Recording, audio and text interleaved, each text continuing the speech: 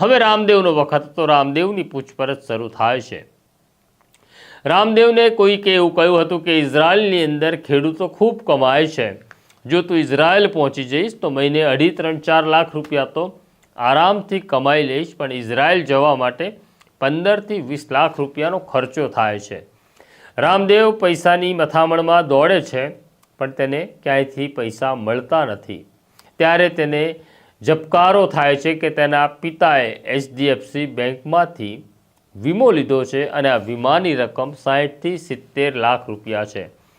જો પિતાનું મોત થાય તો 60 થી 70 લાખ રૂપિયા આવશે, જેમાંથી 1 લાખ રૂપિયા પોતાના પિતરાય ભાઈને આપી દઈશ અને પછી તેમાંથી ઇઝરાયલ જતો રહીશ અને ત્યાં હું ખેતી કરીશ।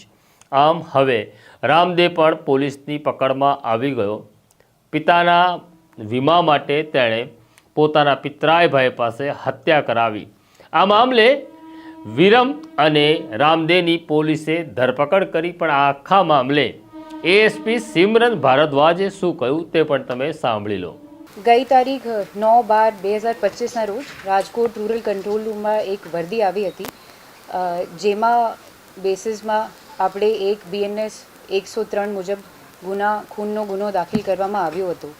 ગુનાની હકીકત એવી રીત છે કે મરણ જનાર કાનાભાઈ મેરુભાઈ જોગ, ઉંમર 50, એનો મૃતદેહ પોલીસને એની જ વાડીમાં મળ્યો હતો।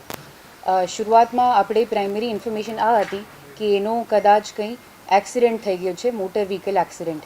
તપાસ પછી આ સામે આવ્યું કે મરણ જનારનો સગો ભત્રીજો વિરમભાઈ ભૂપતભાઈ જોગ અને એનો જ સગો દીકરો રામદેવ કાનાભાઈ જોગ બંને સાથે મળી કાવતરું રચી આ અકસ્માતનો બનાવ ઉપજાવી કાઢેલ છે અને આરોપીઓની ત્યારે ધરપકડ કરવામાં આવી।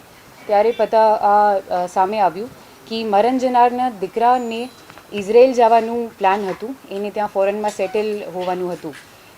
આ લઈને જુદી જુદી જગ્યાઓથી પૈસોનો